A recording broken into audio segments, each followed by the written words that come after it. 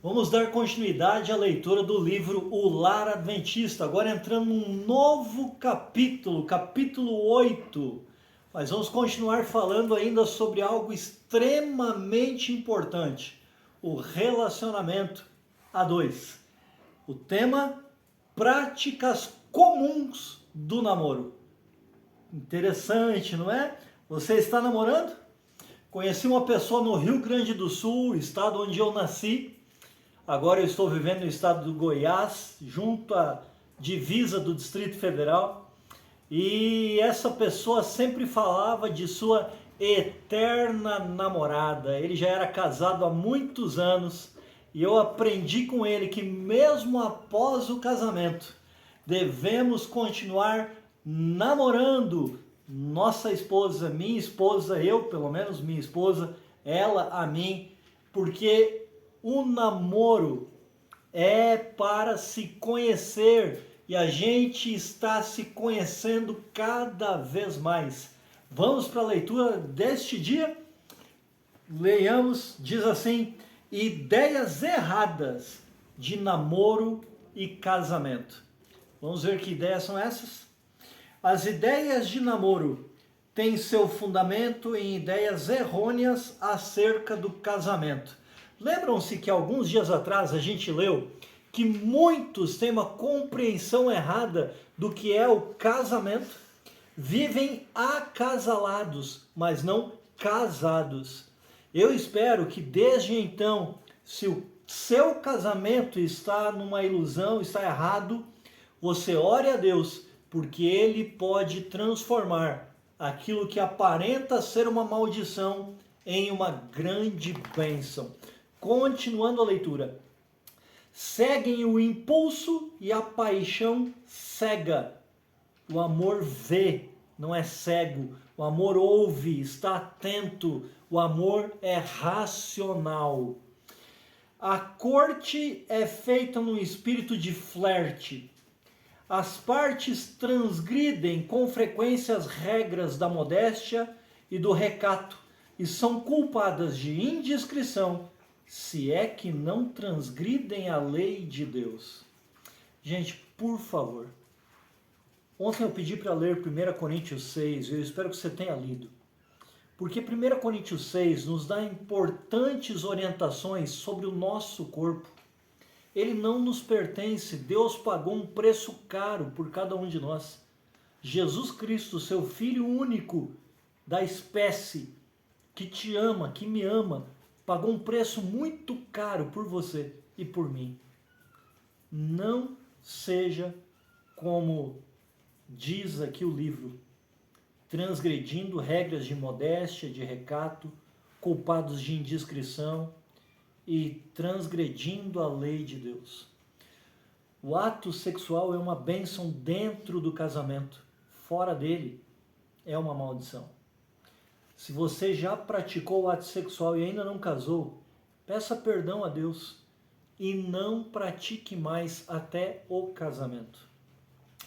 O elevado, nobre e sublime desígnio de Deus na instituição do casamento não é discernido. Portanto, as mais puras afeições do coração, os mais nobres traços de caráter não são desenvolvidos. Lembra que nós falamos ontem de uma orientação para um jovem estudante? A juventude é um período muito bonito da vida. A gente está se desenvolvendo, crescendo, a gente está conhecendo cada vez mais coisas, mas uma das coisas mais importantes que nós precisamos conhecer é a vontade de Deus, é a lei de Deus, o caráter de Deus, a bondade, o amor de Deus. Precisamos conhecer com profundo interesse aquilo que Jesus Cristo fez por nós, a vida de Jesus, para seguir o exemplo da vida dele.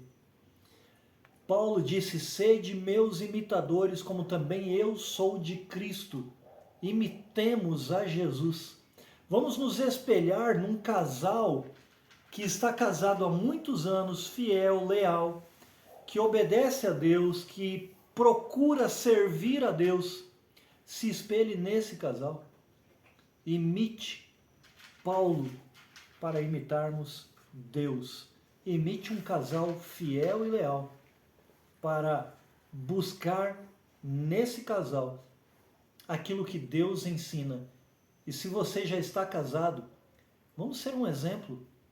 Vamos praticar um casamento segundo a vontade de Deus, sendo leal à esposa, sendo leal ao esposo, servindo a Deus, adorando a Deus, buscando-o enquanto se pode achar. A leitura continua dizendo assim: nenhuma palavra deve ser proferida, nenhuma ação praticada, que não queirais que os santos anjos contemplem e registrem nos livros do alto. Lembre-se, sorria, você está sendo filmado. Os anjos de Deus registram tudo a nosso respeito. Não com o intuito de nos condenar, Jesus não veio para nos condenar, mas se nós rejeitarmos a salvação por meio dele, estaremos num caminho tortuoso que leva à desgraça. Deveis ter em vista unicamente a glória de Deus. O coração só deve ter afeição pura, santificada, digna dos seguidores de Jesus Cristo, exaltada em sua natureza e mais celeste que terrena. Veja, nós vivemos neste mundo, é verdade, mas este mundo está contaminado pelo pecado. Mas lembre-se, Jesus pagou o preço na cruz do Calvário para purificar você e a mim. 1 João capítulo 1, verso 9, diz que se confessarmos os nossos pecados, Ele é fiel e justo para nos perdoar e nos purificar de todos os nossos pecados. Então, sendo purificados por Cristo, vivamos uma vida que é mais celeste do que terrena. Vamos pensar nas coisas do alto, nas coisas que Jesus está preparando para cada um de nós. Eu fico imaginando, se em 6 dias Deus fez tudo muito bom, imagine o que Ele está fazendo há mais de 2000 anos, preparando um lugar para mim, para você, para minha família, para a sua família. Vamos pensar nas coisas do alto, de Deus. Qualquer coisa diferente é aviltante, degradante no namoro. E o casamento não pode ser santo e honroso aos olhos de Deus, puro e santo, a menos que seja segundo os exaltados princípios bíblicos. Todos os dias eu sugiro um hino para a gente cantar, e tem um hino no Novenário Adventista. O nome do hino é Abençoa Este Lar. Eu vou tocar aqui um pouquinho só para que você ouça, e de repente fica como uma música de fundo enquanto que eu continuo a leitura. Mas cante esse hino, Abençoa Este Lar. Pesquise aí no YouTube, a música fala sobre isso. Haja sempre neste lar harmonia e bem-estar. E Jesus pode proporcionar isso para a sua família e para a minha família. A juventude que confia demais no impulso, faça as coisas não por emoção, não por sentimentalismo, mas de forma racional. Não deve entregar-se demasiado facilmente, nem deixar-se cativar muito depressa pelo atraente exterior do pretendente. O namoro, tal como é seguido hoje, é um artifício de engano e hipocrisia, com o qual o inimigo das almas tem muito mais que ver do que o Senhor. Se há coisa em que seja necessário bom senso, é essa, mas o fato é que ele é pouco exercitado nesse assunto. Bom senso. É algo difícil, não é? Porque se nós formos pela pressão do grupo, a gente vai com certeza fazer o que é errado. Portanto, busque a Deus. Influencie, não seja influenciado. Deus ama a cada um de nós. E as suas leis são para a nossa proteção. Pense no seguinte: A lei de Deus diz para não adulterar. Sabe o que o adultério causa? Doenças sexualmente transmissíveis, lares desfeitos, filhos abandonados pelos pais, um grande problema financeiro, porque vão ficar brigando pelas posses que adquiriram.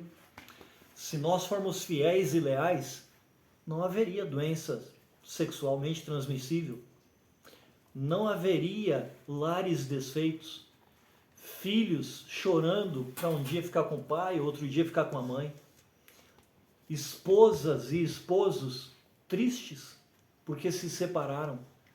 A lei de Deus é para nossa proteção. Bom senso. O Espírito Santo diz: este é o caminho, andai por ele. Ouça a voz do Espírito Santo, busque a Deus pela manhã. Vamos orar? Senhor nosso Deus, embora o que nós lemos são práticas comuns, nós não somos pessoas comuns.